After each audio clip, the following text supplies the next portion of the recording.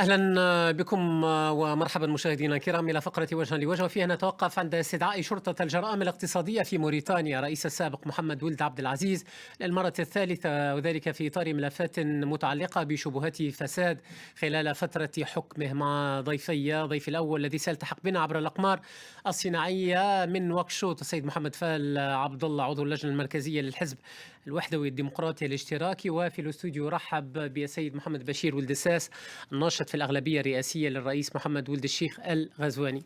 أهلا بك ومرحبا، شكرا جزيلا لك على تلبية الدعوة. أهلا وسهلا بك. واعتذار مني لك ومن الضيف الذي سيلتحق بنا عبر الأقمار الصناعية، أرجو ذلك من نواكشوط.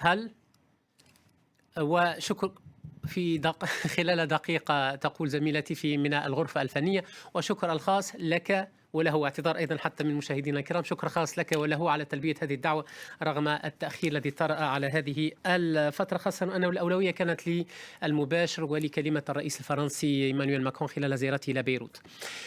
أبدأ بصلب الموضوع الآن. الشرطة الموريتانية السابقة وأن استدعت سيد ولد عبد العزيز في المرة الأولى واحتجزتها لمدة أسبوع، لم يتجاوب خلاله مع المحققين بحسب ما أعلن هو نفسه في آخر مؤتمر صحفي له قبل أن يتم إطلاق سراح.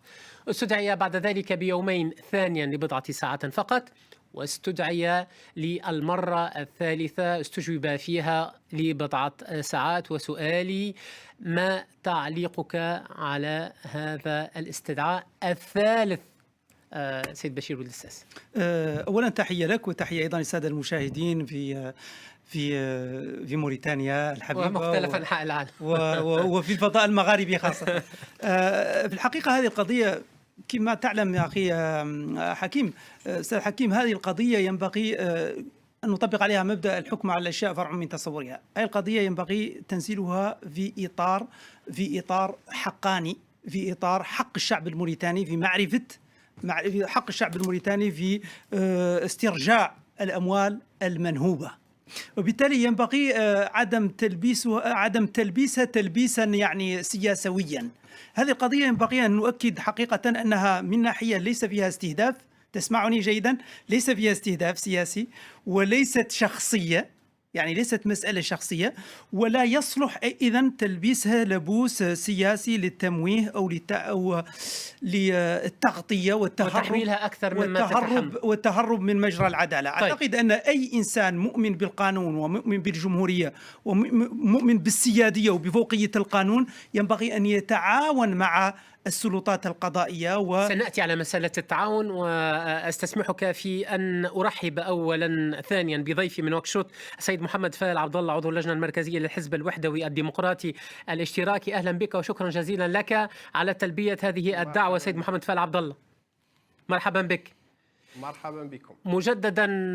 أعتذر منك لهذا التأخير الخارج عن نطاقنا، وأشكرك على تلبية الدعوة من جديد رغم تأخر الوقت من نواكشوط. كنت قد طرحت سؤال على ضيفي هنا في الاستوديو بشأن هذا الاستدعاء الثالث أو الاستجواب الثالث للرئيس السابق سيد محمد ولد عبد العزيز، وضيفي هنا تحدث عن حق الشعب الموريتاني في استرجاع أمواله المنهوبة، حق الشعب الموريتاني في معرفة الحقيقة، ويقول لا يجب تلبيس القضية أكثر مما تحتمل، هي ليست قضية سياسية وليست حتى قضية شخصية. أود كتوطئة أولا تعليقك بشأن هذا الاستدعاء الثالث والاستجواب الثالث للرئيس السابق محمد ولد عبد العزيز. أهلا بك من جديد وشكرا من جديد على تلبية الدعوة.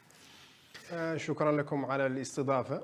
أولا أريد أن أعبر عن استهجان طبقة كبيرة من الطيف السياسي الموريتاني عن الاعتقالات التي تطال الرئيس السابق محمد ولد عبد العزيز، والتي هي اعتقالات خارجة عن القانون. هو تم اعتقالات خارجة عن القانون. لنتحدث عن تحقيق أو استجواب سيد محمد فال عبد الله حتى نكون ربما نضبط. نعم، هو تفضل. هو تقييد للحرية، تقييد للحرية. أولا لنكن صريحين، هنا يجب أن نراعي القوانين التي تحكم البلد وأن نحترم الدستور الموريتاني. فالمادة 93 من الدستور الموريتاني تنص على ما يلي: لا يكون رئيس الجمهورية مسؤولا عن أفعاله أثناء ممارساته سلطاته إلا في حالة الخيانة العظمى، ولا يتهم رئيس الجمهورية إلا من طرف الغرفتين اللتين تبتان بتصويت متطابق عن طريق الاقتراع العلني وبالأغلبية المطلقة لأعضائهما، وتحاكمه في هذه الحالة محكمة العدل السامية. في فرنسا تم تعديل هذه المادة في 1993 ولم يساير الدستور الموريتاني هذه التعديلات، وبقيت المادة 93 من الدستور الموريتاني كما هي واضحة. اعتقال الرئيس السابق محمد عبد العزيز مخالف للقانون ودوس على الدستور الموريتاني ويندرج في تصفية الحسابات. تصفية الحسابات السياسية على أكثر من مستوى. سأبدأ نقطة بنقطة لأن هذه نقاط هامة تطرق إليها حتى الرئيس السابق نفسه خلال مؤتمره الصحفي. حتى أعود إليك ضيفي في الاستوديو سيد محمد بشير ولد الساس. الرئيس السابق وصف استدعائه من قبل شرطة الجرائم الاقتصادية للمرة الثالثة كما قال ضيفي بأنه تراجع للديمقراطية بشكل عام، نكسة خطيرة للحريات الفردية والجمعية على وجه الخصوص. وأضاف قائلا إن محكمة العدل السامية هي الوحيدة المخولة بالتحقيق معه في حالة فقط توجيه تهمة الخيانة العظمى إليه. وكثيرون الآن تم تجادل بشأن الحصانة التي يتمتع بها الرئيس السابق. أولا تحية للضيف الكريم وتحية أيضا مرة أخرى للسادة المشاهدين. أريد أن أؤكد أنه هذه المسألة قبل كل شيء يعني عليه أن يجب أن نضبط الأمور. مسألة الحصانة التي يتحدث عنها وكثيرا ما يذكرها هي تتعلق بالحصانة الوظيفية. رئيس الجمهورية، هب أن رئيس الجمهورية ما قتل شخصا، هل سنستخدم الحصانة كقميص هكذا ونبرر بها أشياء؟ المسألة المتعلقة بالحصانة الحصانة تتعلق بالإطار الوظيفي فونكسيونيل. وأرجو أن يفهم بمعنى أنه المسائل التي تتعلق بممارسة الرئيس السابق لوظائفه في الإطار المهني المحض. أما الأشياء التي يرتكبها أو يشتبه في أنه ارتكبها مما هو خارج الإطار الوظيفي فيتابع بشأنه بمجرد خروجه من المأمورية، بمجرد خروجه. هذه مسألة الحصانة، هذه مسألة واضحة وينبغي أن يفهم إياها سيادته وتكون الأمور واضحة في هذا المجال. وبالتالي مثلا القضية المشتبه بها لا يحق لأي رئيس دولة أن يحول أموال خيرية، أموال جمعية خيرية، مثل يتعلق الأمر مثلا بخيرية التسنيم وتحويلها إلى مسائل شخصية. وأنت ترغب في ضبط المسائل هذه مسألة دقيقة جدا وينبغي أن تكون واضحة. تبحث عن دقة الأمور، فقط هي شبهات متعلقة بالرجل. شبهات، لذلك أنا أقول مشتبه. نحن الآن ما زلنا في مرحلة الاشتباه حتى تثبت إدانته. نحن ما زلنا في مرحلة الاشتباه، ولكن يحمد وتعتز موريتانيا الآن بأنها في ظل فخامة رئيس الجمهورية السيد محمد الشيخ الغزواني بدأت مقاربة جديدة في مأسسة آليات التقاضي، والأمور أخذت مجراها. وفخامة رئيس الجمهورية أكد على هذا أكثر من مرة بأنه لا يتدخل في أمور تتعلق بالسلطة التشريعية. المسألة على بالك بأنها بدأت بإرادة شعبية. الشعب الموريتاني يريد استرجاع حقوقه، ثم تبلورت هذه الإرادة في مبادرة برلمانية أتت من نائب في الأغلبية وهو صديقنا العزيز. دون أن نعود إلى التذكير. حتى تكون الأمور واضحة، لأن هناك بعض أعضاء الحزب الوحدوي المعلق حاليا بقوة القانون أيضا يعتبرون بأن هناك إخوان وهناك أشخاص هم الذين كانوا وراء هذه القضية، بينما هي أتت تريد أن أكون أنها أتت من صميم الأغلبية. سيد ولد الساس، واضح. أعود إلى ضيفي من نواكشوط. الرئيس السابق تحدث عن نكسة خطيرة للحريات الفردية، وأنت ضيفي من نواكشوط تحدثت أيضا عن تقييد الحريات، ولكن آخرون في الجانب المقابل يتحدثون يقولون إن كانت هناك نكسة فهي نكسة لشبهات التحايل والفساد. أقول شبهات التحايل والفساد لأن نحترم مبدأ البراءة دائما حتى تثبت الإدانة. وهناك يعني شبهات كثيرة تحوم حول الرئيس السابق سيد ولد عبد العزيز: سوء الحكم، اختلاس أموال عامة، ملفات تحقيق بشأن إدارة عائدات البلاد النفطية، بيع ممتلكات عامة، تصفية مؤسسة عامة كانت تؤمن امدادات البلاد من المواد الغذائية، نشرة تتعلق بشركة الصيد بحري صينية، حديث أيضا عن شيك قيمته 10 ملايين دولار. وهنا أطرح السؤال حتى نتقدم في الحديث: أليس من حق الرئيس السابق أن يدفع ببراءته من خلال الحديث والإجابة عن أسئلة المحققين؟ وليس من حق الشعب الموريتاني أن يعرف حقيقة الأمور أيضا؟ وليس من حق دولة القانون أن تعلو في موريتانيا؟ تفضل ضيفي سيد محمد فايل عبد الله. أولا كان عليكم أن لا توجهوا لي الدعوة وتتركوا المقابلة مع ضيفكم لأنكم منحتموه جل الوقت. لا أنا تدخلت في دقيقتين سيد محمد فايل عبد الله 10 دقائق في مداخلتين. سيد فايل عبد الله، الساعة الفقرة لا استسمحك فقط.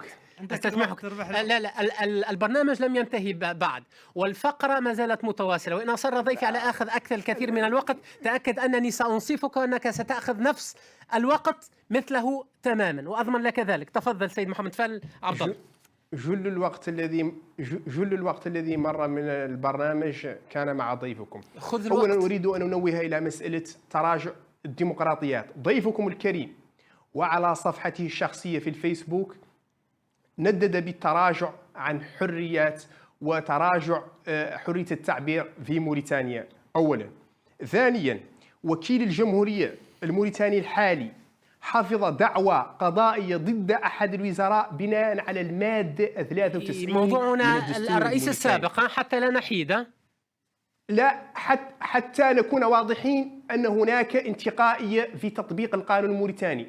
حينما يتعلق الأمر برئيس السابق محمد عبد العزيز يتم تأويل المادة 93 من الدستور الموريتاني التي تعطي الحصانة رئيس الجمهورية بأنها لا تعطي الحصانة رئيس الجمهورية. وحين تتعلق بوزراء عاديون يتم الحكم لصالح الوزراء بأنهم محصنون من المتابعة القضائية. حتى نكون واضحين، حتى تفهموا الانتقائية والازدواجية التي يتم بها التعامل مع ملف محمد والعبد العزيز. ثانيا الفساد وما إلى ذلك. إذا لم تكن هذه تصفية حسابات، لماذا لا يتم استدعاء الذين وردت أسماءهم في تقرير اللجنة البرلمانية التي كلفها هذا النظام بالبحث في ملفات الفساد؟ لماذا يتم استدعاء شخص واحد وترك قرابة 300 شخص لم يتم اعتقالهم أو مساءلتهم حتى اللحظة؟ هذه تصفية حسابات جلية وواضحة ودوس على القوانين وتراجع لمنسوب الحريات واستخدام القضاء في المهاترات السياسية وفي الخصومة السياسية. نحن نشيد وننادي بإجراء تحقيق شفاف وعادل، وحبذا لو كان تحقيقا دوليا في كل ملفات العشرية وما قبل العشرية. لكن الذي نرفضه هو أن تكون العدالة أداة بيد السلطة التنفيذية. لو كان الرئيس الحالي يقف على مسافة واحدة وينادي بمبدأ فصل السلطات لما تدخل المقربون منه ليتم إسقاط التهم عن رجل أعمال فار من العدالة طيلة 10 سنوات في موريتانيا، وبعدها يتم تعيين مدراء في بنكه وزراء في الحكومة الحالية. الرئيس الحالي يتدخل في القضاء. ليس هناك أي تحقيق شفاف وعادل، وإلا لماذا يتم منح الحصانة لوزراء ويتم تأويل مفهوم المادة 93 بخصوص الرئيس الحالي محمد عبد العزيز بأنها ليست محصنة له؟ طيب، ما هو موقف الآخرين من هذا التباين ومن هذا الطرح الازدواجي في التعاطي مع القضاء والتعاطي مع المنظومة القضائية الوطنية؟ نحن أمام تصفية حسابات سياسية. يتم اعتقال الرئيس محمد عبد العزيز ويتم إخلاء السبيل كل الذين وردت أسماءهم في تقرير اللجنة البرلمانية. طيب طيب كيف تفسر هذا؟ طيب كيف يمكننا طيب أرجو أن تكون قد أخذت الوقت بشكل منصف، ولكن أواصل معك سيد مجددا ضيفي من نواكشوط سيد محمد فال عبد الله باختصار شديد قبل أن نحيل الكلمة لضيفي هنا في الاستوديو. مسألة ترافض الإجابة عن أسئلة المحققين من قبل الرئيس السابق، هل تعتبرها مبررة باختصار قبل أن أطرح السؤال على ضيفي هنا في الاستوديو بالنظر لكل ما طرحته أنت من إشكاليات من وجهة نظرك؟ أنا قلت بأن الجهة المخولة بطرح الأسئلة أو استجواب الرئيس الحالي محمد بن عبد العزيز هي محكمة العدل السامية، وليس البوليس السياسي الموريتاني طيب المستحدث، والذي لا يسائل ولا يعتقل ولا يضيق ولا يتجسس إلا على المقربين من طيب. محمد بن عبد العزيز الرئيس السابق، واضح. والذي انتدب خصيصا ليحقق بصفة غير قانونية وغير شرعية مع رئيس يتمتع بالحصانة الدستورية وفقا للدستور الموريتاني. فقط احتراما للمؤسسة، نحن نتحدث عن شرطة الجرائم الاقتصادية هي التي كانت استدعت الرئيس السابق، ولكن يقول لك ويقدم حجج ثمة انتقائية في تطبيق القانون وتأويل لهذا القانون فقط على المقاس من أجل استهداف الرئيس السابق، ويقول لك ما كان لتكون أن يكون هناك استخدام للقضاء وتوظيفه فيما وصفها ضيفي من نواكشوط بخصومة سياسية. محكمة العدل السامية هي الوحيدة المخولة للتحقيق معه وليس البوليس السياسي كما ذهب ضيفي من نواكشوط إلى ذلك. تفضل. شوف، نحن نتحدث للشعب الموريتاني، والشعب الموريتاني ليس مغفلا. الشعب الموريتاني يعرف حقيقة أنه هذا الشيء الذي قاله الأخ العزيز تكذبه الوقائع. تم استدعاء وزراء وتم استدعاء الكثيرين، يعني بالتالي يعني لا ينبغي حتى لا نقول حتى لا ينبغي أن لا نكذب على الشعب. يعني تم استدعاء وزراء سابقين، تم استدعاء الوزير الأول السابق، تم استدعاء عديد الوزراء، وتم استجوابهم وتم الاستماع لهم، وتعاونوا مع السلطات القضائية في بلد سلطات التحقيق، أجهزة التحقيق في بلدهم، وهذا الذي ينبغي على كل مؤمن بالسيادية الوطنية. وفي الحقيقة الذي حصل الوزير الرئيس السابق لم يتم اعتقاله، الذي حصل هو حراسة نظرية وتم احترام الآجال القانونية فيها، حتى أنه تم تسريحه قبل انتهاء الأجل القانوني في نهايته. هذا شيء لا ينكره أي أحد متابع للقضية.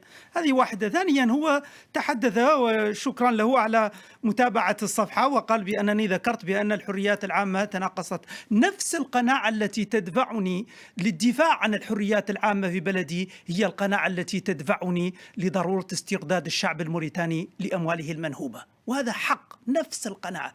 فقط نقطة هامة يقول لك ضيفي. أما الانتقائية فلا مواطد لها ولا دليل. يقول لك نعم لاسترداد الحقوق، نعم للتحقيق، ولكن أمام محكمة العدل السامية الوحيدة. أعتقد أنني أجبت على هذه النقطة فيما يتعلق بالحصانة الوظيفية.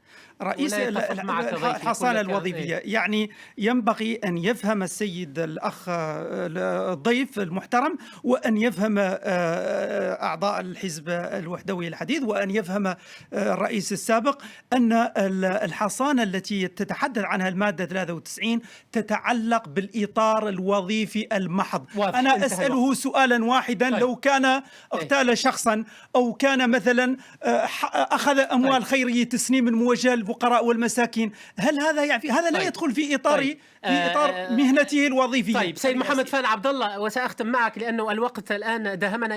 يعني كثيرون يقولون اليوم في موريتانيا أنه كريم من واجب حكيم لو سمحت باختصار شديد، الختام. مؤسف ومؤلم جدا أن الأخ العزيز لا يثق في سيادة موريتانيا ويدعو لتدويل قضية يتناولها القضاء الموريتاني، وهذه تعتبر خيانة وخذلان خذلان لا للدولة نذهب إلى الموريتانية هذه وسيادتها. التسمية لا ينبغي لا أيضا اعتبار لا لا. تسمية الأشياء بغير مسمياتها. ليس هناك شيء اسمه بوليس سياسي. ليس هناك شيء اسمه بوليس سياسي. هناك شرطة جرم اقتصادية. يعني لا نذهب إلى توصيفات لا فقط حتى نبقى محترمين لسيادة بلدنا بطبيعة الحال، واحترام مكفول. سيد محمد فال عبد الله، أود أن أسألك وستختم أرجوك بنفس الوقت الذي أخذه ضيفي. أود أن أسأل، أليس كرئيس سابق للجمهورية، كرئيس سابق للبلاد، أليس من واجب الرئيس محمد ولد عبد العزيز، ولا إن لم يتم يعني التحقيق معه من قبل هذه المحكمة العدل السامية في انتظار أن يتم إنشاؤها الآن، أليس كان من الأجدى والأجدر أن يتعاون مع المحققين، خاصة وأنه ينفي عن نفسه شبهات الفساد ويعطي ربما المثال الذي يحتذى به في موريتانيا الجديدة، دولة القانون والمؤسسات؟ باختصار شديد وأختم معك وأشكرك. أخي الكريم، كيف يتعامل الرئيس السابق محمد عبد العزيز بصفة غير قانونية مع المحققين؟ محمد عبد العزيز مستعد للمشاركة في تحقيق شفاف وعادل، وهو أول من ينادي بهذا التحقيق. ليس أن يشارك في عملية مكشوفة من قبل لجنة برلمانية شكلت على أساس أن يضرب هو سياسيا. تم انتقاء كل الملفات التي بتت فيها اللجنة البرلمانية، تم انتقاء البرلمانيون على أساس عداوتهم لمحمد عبد العزيز. الاتحاد من أجل الجمهورية ممثل في البرلمان الموريتاني من طرف 120 نائب موريتاني. تم اختيار نواب ضالعون في ملفات فساد في العشرية المنصرمة، وعلى أساس عداوة محمد عبد العزيز، وترك باقي أعضاء الحزب الممثلين في البرلمان لم يتم إشراكهم في هذا التحقيق، لأنهم لن يكونوا مندفعين في هذا التحقيق الذي ليس شفافا وليس عادلا. إذن الرئيس الحالي محمد عبد العزيز لن يقبل التعاطي مع البوليس السياسي، مع لجان تشكل خصيصا من أجل إيذائه سياسيا وتشويه سمعته. وأنا أشكركم. أبدا لن يقبل كل المحامين الدوليين والمحامين الموريتانيين جملة واحدة قراءتهم القانونية نعتقد أن محمد عبد العزيز لا يجب أن لا يجيب على أسئلة البوليس السياسي. أعتقد أن الأمور واضحة. ينبغي أن أؤكد صراحة أن العدالة الموريتانية ستأخذ مجراها دون استهداف، دون شخصنة ودون محاباة. هذا شيء يعني نثق فيه وأكد عليه فخامة رئيس الجمهورية. أشكركم جزيل الشكر على تلبية هذه الدعوة. كل الشكر الجزيل لكم عبر الأقمار الصناعية من نقشوط السيد محمد فال عبد الله عضو اللجنة المركزية لحزب الوحدة والديمقراطية الاشتراكي. شكرا جزيلا لك في الاستوديو. والسيد محمد بشير ولد الساسة نشط في الأغلبية الرئاسية للرئيس محمد ولد الشيخ الغزواني، كنتم معنا في فقرة وجها لوجه. شكرا لكم أنتم مشاهدينا الكرام على المتابعة. إلى اللقاء.